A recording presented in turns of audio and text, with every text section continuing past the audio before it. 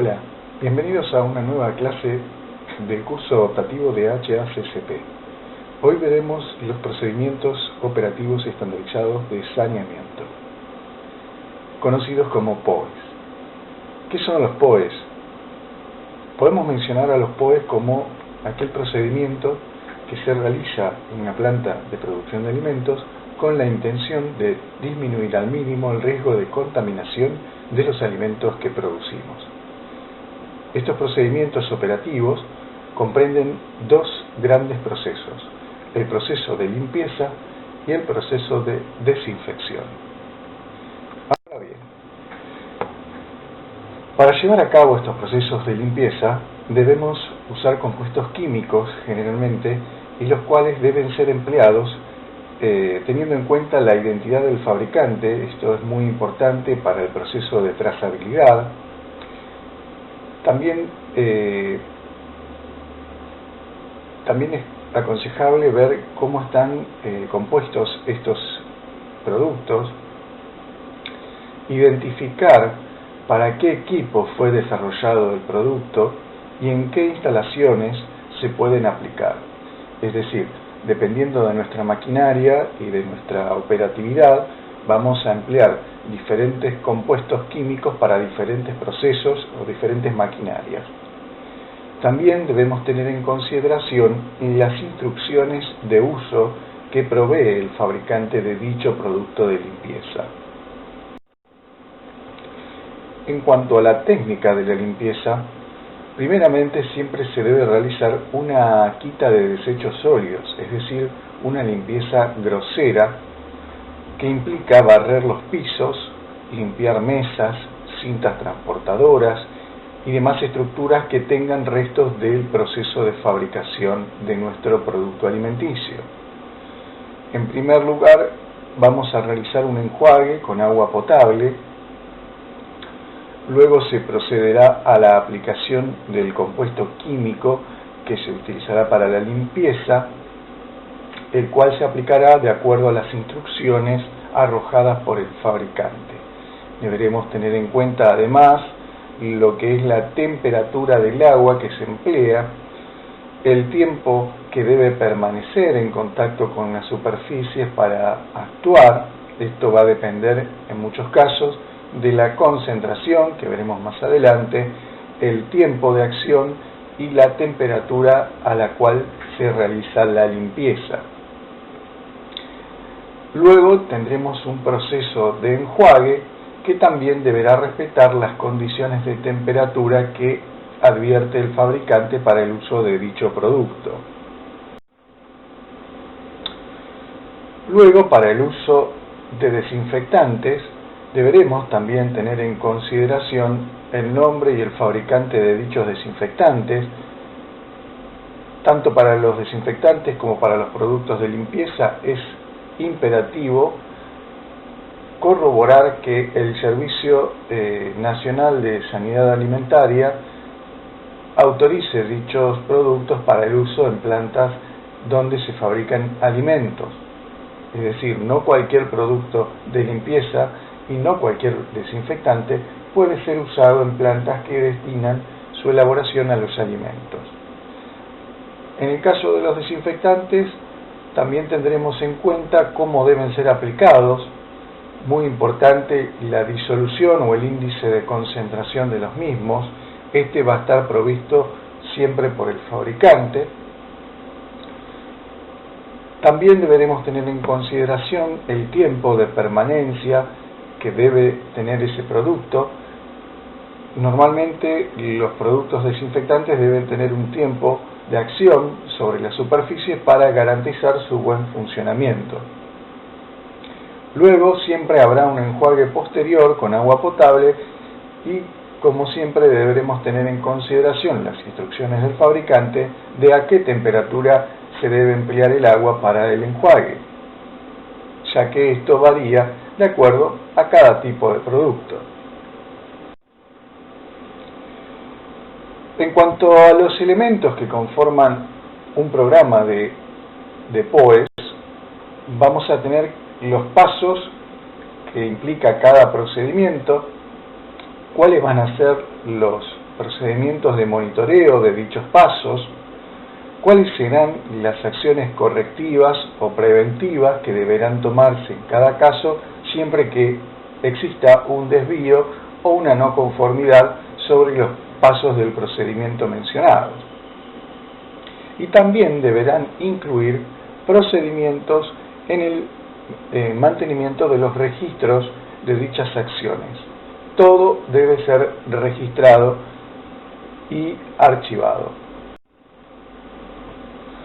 En cuanto a la limpieza per se, deberemos corroborarla y podemos distinguir distintos niveles de limpieza. Podemos decir que el lugar se encuentra visualmente limpio cuando la superficie, ante el monitoreo visual, es decir, ante la inspección visual, no presenta signos o indicios de tener suciedad. Por supuesto, esto es una apreciación subjetiva. También podemos hablar de que esté químicamente limpio, en aquellas superficies donde no se presentan sustancias químicas que no hayan sido removidas por los enjuagues, por ejemplo, y que solo es detectable a través de ensayos químicos. Este tipo de verificaciones no es realizada frecuentemente, salvo en aquellos procesos donde es necesario conocer que no hay este tipo de contaminantes. Y cuando hablamos de microbiológicamente limpio, nos referimos a superficies que no presentan microorganismos presentes en dichas superficies. Obviamente este tipo de suciedad solamente va a ser detectable a través de ensayos microbiológicos. En cuanto a la clasificación de la suciedad, refiriéndonos exclusivamente a establecimientos elaboradores de alimentos, podemos ver que según sus orígenes, que pueden ser vegetales, productos cárnicos, productos lácteos o productos o bebidas, van a tener distinta composición de la suciedad y por lo tanto tendrán ciertos requisitos a la hora de realizar la limpieza y de seleccionar los distintos productos para la limpieza y la desinfección. En cuanto a los equipos que conforman el sistema de producción, deberán contemplar lo que se llama el diseño sanitario, es decir, deberán estar diseñados de forma tal que puedan tener una baja rugosidad en sus superficies, que no posean zonas muertas y que no tengan bordes afilados. Todo esto en pos de generar una superficie que tenga una baja adherencia y que no favorezca la incrustación de sustancias dentro de la superficie, lo cual después va a favorecer el desarrollo de microorganismos, como por ejemplo los biofilm. Además de que estas superficies con defectos en su superficie van a tener una desventaja a la hora de ser limpiados y desinfectados. Y en cuanto a la rugosidad, podemos evaluarla y verificar que a medida que la rugosidad de una superficie se incrementa, también se incrementa el recuento residual, porcentualmente hablando, es decir, la cantidad de residuos que se depositan en la superficie es mayor a mayor rugosidad, y también se incrementa el tiempo que se requiere para la remoción de esas sustancias residuales. Por lo tanto, esto implica que en una superficie con alta rugosidad van a quedar muchos restos de la elaboración del producto y nos va a llevar mucho tiempo limpiar esos restos. Por lo tanto, siempre se busca tener superficies con la menor rugosidad posible. Por supuesto, habrá excepciones de acuerdo al tipo de procesos que debemos realizar. Por ejemplo, una máquina para pelar papas tiene en su interior una superficie altamente rugosa, porque justamente su función requiere que tenga ese tipo de superficies. Pero debemos conocer que a la hora de realizar nuestro procedimiento para sanitizar esa superficie, para limpiar esa superficie, vamos a requerir mayor tiempo dedicado para dicho proceso de limpieza. Y en cuanto a los factores que intervienen en un proceso de limpieza, debemos mencionar que se requiere de una acción mecánica, una acción térmica, una acción química, el tiempo y el diseño específico para cada aplicación. Y esto nos da la llegada de un concepto que se llama círculo de Zinner, donde se refiere a que la suma de los factores balancean cada proceso, es decir, interviniendo la química, el tiempo, la acción mecánica y la acción térmica. Cuando disminuye alguno de ellos, deben incrementar los otros en pos de compensar esa acción. ¿Eso qué quiere decir? Por ejemplo, si lavamos con agua fría, por ejemplo, vamos a tener que emplear mayor fuerza mecánica, mayor fuerza química y deberemos utilizar mayor tiempo. Por lo tanto, el uso de usar agua a mayor temperatura implica una mejora en el tiempo empleado, en la acción química y en la acción mecánica requerida. Y refiriéndonos a la temperatura, en esta gráfica podemos observar que a mayor temperatura tenemos un menor tiempo empleado para la limpieza. Esto obviamente tiene su correlación con los requisitos que necesitamos para acceder a altas temperaturas. Muchas veces los equipos que vamos a limpiar no pueden ser usados con altas temperaturas, por lo tanto en ese caso tendremos una limitante, o muchas veces el producto el cual estamos elaborando sufre cambios conformacionales en cuanto a altas temperaturas. Por ejemplo, productos que al ser sometidos a limpiezas con aguas muy calientes pueden generar que favorezca su incrustación en la superficie y que sea más difícil quitarlo, como es el caso de algunas proteínas, por ejemplo.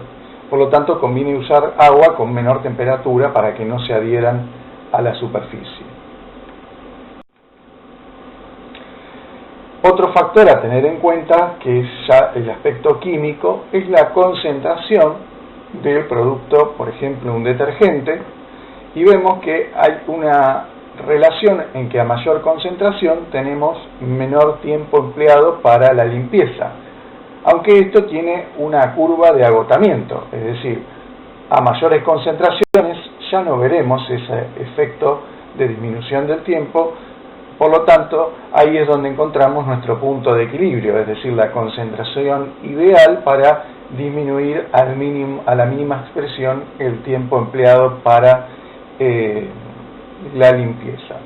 De todas maneras, tanto en el caso de las temperaturas y en el caso de las concentraciones de los productos de limpieza, siempre las empresas tienen en cuenta la relación costo-beneficio. Por lo tanto, el factor económico tiene una gran influencia sobre el tipo de decisiones a la hora de evaluar un procedimiento para limpieza. ¿Esto qué significa? Bueno, que si nos sale mucho dinero calentar el agua para realizar la limpieza y usar altas concentraciones de un detergente, posiblemente ese tipo de procedimiento sea rechazado por la gerencia por ser, desde el punto de vista económico, negativo. Por lo tanto, todas esas cosas deben ser tenidas en cuenta a la hora de desarrollar un programa de POEs. Aquí se puede ver, por ejemplo, una planilla de confección de POEs para un lavado de manos, donde en la planilla, esta planilla es en realidad el instructivo técnico que describe todo el proceso del POE para el lavado de manos, por ejemplo, en un restaurante, donde los empleados tienen acceso a ver este tipo de documentos que les recuerda todo el procedimiento, el cual explica los alcances y los objetivos, y los documentos que amparan este desarrollo, cómo es el procedimiento para realizar dicho procedimiento operativo estandarizado de sanitización, cuál va a ser la frecuencia de realizado, qué insumos se requieren, cuáles serán las acciones de monitoreo, cuál será la frecuencia en que se realiza este monitoreo, quién será el encargado de verificarlo y cuáles serán las acciones correctivas en caso de encontrarse no conformidades o desvíos. Aquí podemos ver otro relacionado con un equipo en particular, en este caso es un tanque para hidratación de granos, donde también se describe el equipo, quién es el responsable, la frecuencia, las acciones que deben hacerse previos a la operación de limpieza, las acciones propias de la limpieza, el procedimiento de desinfección y aquellas observaciones que sean pertinentes, adecuadas para el proceso. Y por supuesto, como mencionamos siempre, lo importante es la rúbrica de quien autoriza dicho procedimiento, que generalmente es la gerencia, y los jefes que supervisan la calidad dentro del establecimiento. Luego tenemos acá la planilla de registro, los facsímiles que vimos anteriormente se refieren a explicar el procedimiento, sería parte del manual de procedimiento, y en este caso sería parte la planilla de registro, es decir, aquí se van a asentar las verificaciones y las realizaciones de esos procedimientos descritos en el manual de procedimiento. Existen muchos modelos de planilla, este es simplemente uno a modo de ejemplo. Cada uno desarrollará su planilla de acuerdo al tipo de procesos que realice, eventualmente en los tiempos que realice y el tipo de operarios que lo realice.